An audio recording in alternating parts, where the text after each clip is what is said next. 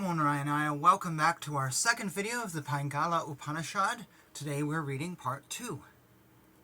Now Pingala asks sage Yajnavalkya, how did the omnipotent Lord of all worlds, the author of their manifestation, sustenance, and dissolution, become Jiva?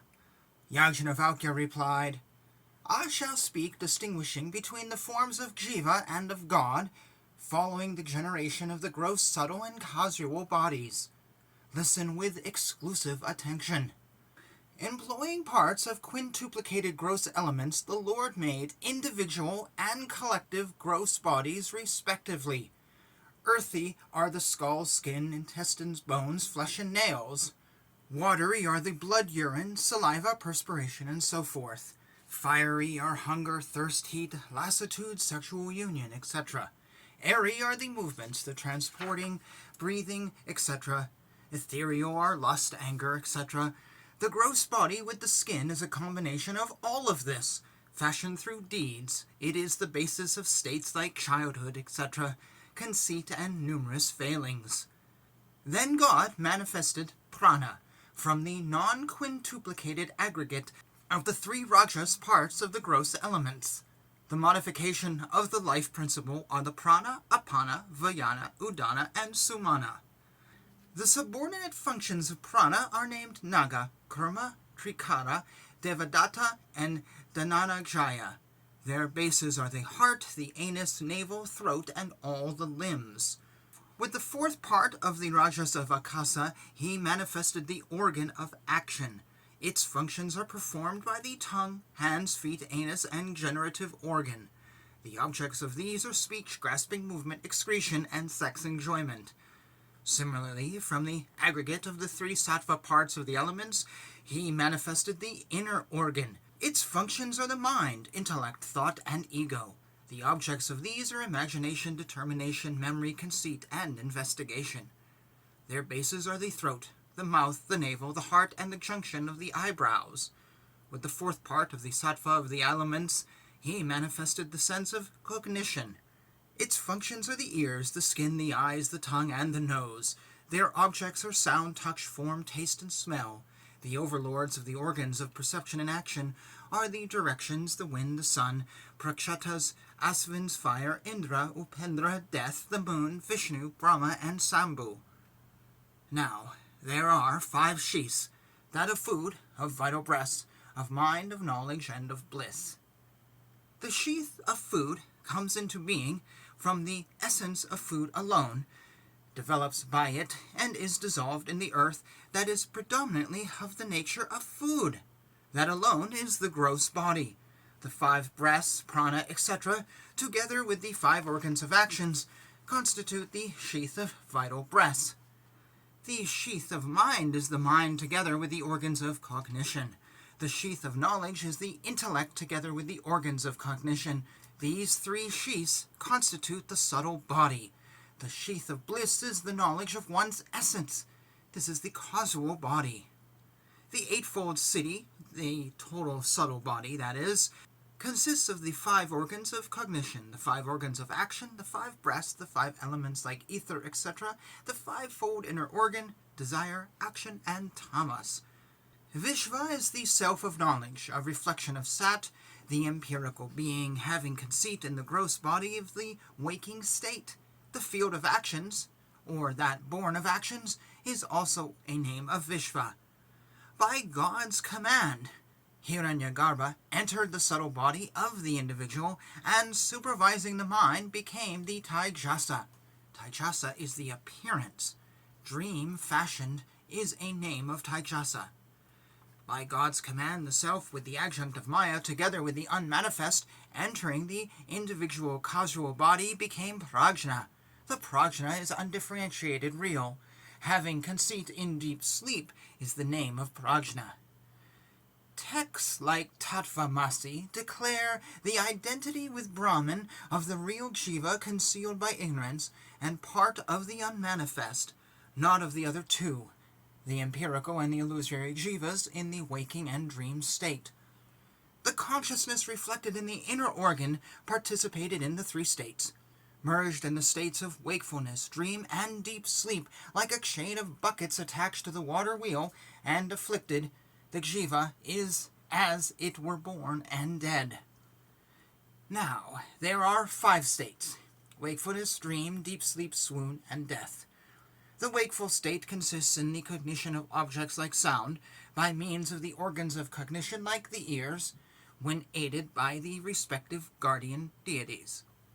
The Jiva, stationed at the junction of the eyebrows and pervading the whole body from the foot to the head, becomes the agent of all kinds of activities like tilling and heaving, also the reaper of their respective fruits. Migrating to the other worlds alone, he reaps the fruit of his activities. Tired due to activities like an emperor, he takes to the way leading to the inner chamber, that being a new body. When the instruments of cognition and action cease to operate, the dream state comes into being, in which there is knowledge of objects and their cognition due to the half-awakened impressions of the waking state.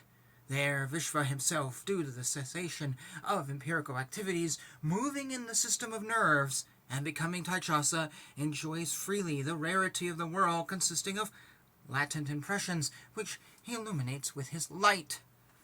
The instrument of deep sleep is mind alone. Just as a bird, exhausted by random flights, folds its wings and moves towards its nest, so the Jiva too, sporting in the spheres of wakefulness and dream, and exhausted, plunges into ignorance and enjoys its own bliss.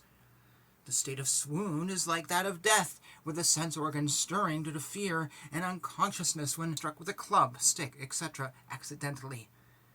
Different from the states of wakefulness, dream, deep sleep, and swoon, and occasioning fear to all Jivas from Brahma down to a clump of grass, and resulting in the fall of the body, is the state of death.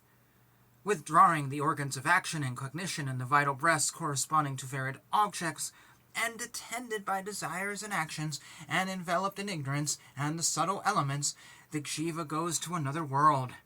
Due to the ripening of the fruits of prior actions, like a worm caught up in a whirlpool, the Jiva now wins rest.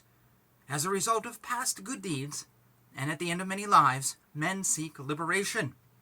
Then, resorting to a teacher of self-realization, and faithfully serving him long, one inquires into bondage and liberation. Bondage results from a lack of inquiry. Liberation results from inquiry. Therefore, investigate at all times. One's own nature may be determined through superimposition and its repudiation. Therefore, always inquire into the nature of the individual self and the Supreme Self.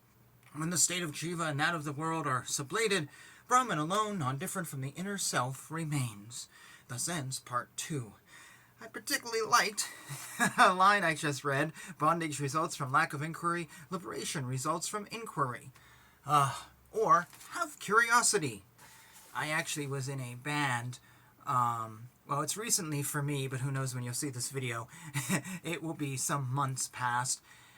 With a guy whose approach to life was a lack of seemingly curiosity and a lack of desire to investigate, to learn. So we were playing, and he's been a musician all his life, but he said, I can't book gigs. I don't know how to book a gig. And so basically he just waits for, I like to joke, God appearing in front of him and making gigs happen. Really, he just waits for his friends. And he never gets really good gigs. Like, he drove 3 hours for $150 and then drove back. And it's like, and then he was invited to do it again by the same friend. And I'm like, yeah, and he wonders why his gigs aren't very good. Well, after 30 years, you don't know how to book a gig? Well, today we live in this wonderful world with YouTube. We have books. We've always had books. We have other musicians. You can take a class online on how to book bands. Nope, he doesn't do that.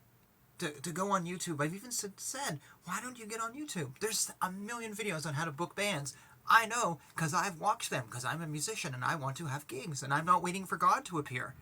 I'm going to put forth some action, and hopefully God will pick up what's left. But my friend, nope, he doesn't do that. Oh, that's so hard. It's hard to get on YouTube? No, I don't think so. It was really easy, actually. It's hard to find a book on gigging bands. I can find tons of them on Amazon. What are you talking about? just lazy. And nothing happens. And everyone I know who has that mindset of, oh, okay, I'll just wait for things to happen, and I'm not going to actually figure out the answers, nothing happens other than by sheer luck, and then they go begging like a dog, oh, thank you so much for taking pity on me. It's such a simple thought, but yet I just read it. And here I am, one could say, liberated. I have all these books that I've written because I went out and I had inquiry and I investigated things. Whereas my other friends saying, oh, I can't do anything because I'm waiting for God to appear instead of going out and doing things. This just so resonated with me as a, like, yeah, no, I've seen that. I mean, there was lots of other things in this Upanishad I could have responded to too, but that right there for me is just like the key to life. Inquiry, investigating, find out what you don't know. You want to know how to be smart? Well, you go out and you discover things. That's my friends always say, well, I'm not that smart. Well, you know what? You can be, or you can just sit back and pretend you're stupid and not learn. And that actually makes you then stupid. Being smart, you're not born that way. No one's born with all the knowledge in the world. They are born with a desire to learn, and they accrue that knowledge, and they think about that knowledge, and they expand upon it. And that's how you become intelligent. Really, it is. Because, like I said, no one is born with all knowledge of everything in the world. No one is born knowing how to play a piano.